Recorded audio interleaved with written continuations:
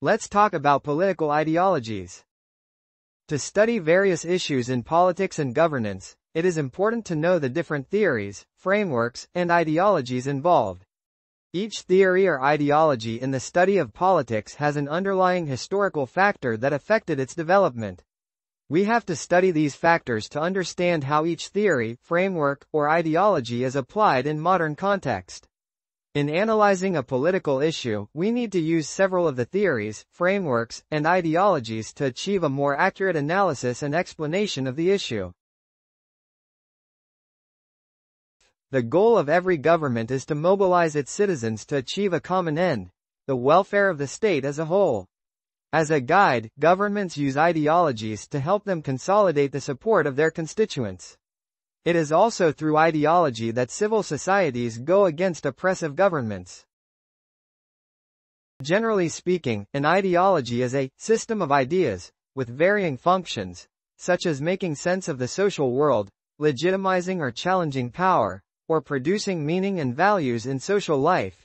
Eagleton and Harrison et al., 2015. These sets of ideas can shape one's worldview and even motivate action on social issues.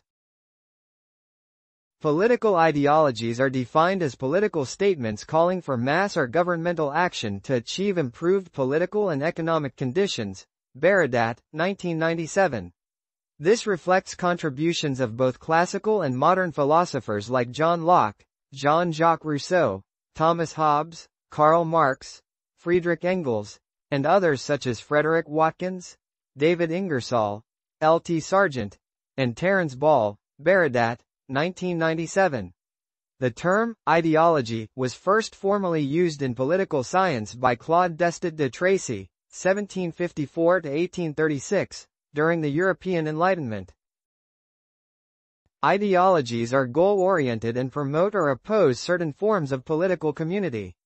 However, their expression depends on the political attitudes of individuals and institutions.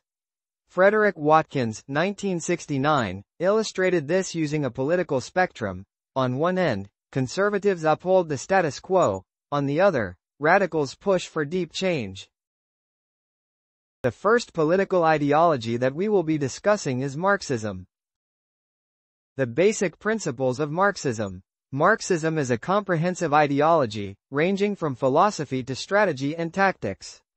It seeks not only to interpret the world but to change it. It is acclaimed as universal, serving as guide and general method of cognition and practice in both natural and social sciences. According to Lenin, there are three sources and three component parts of Marxism.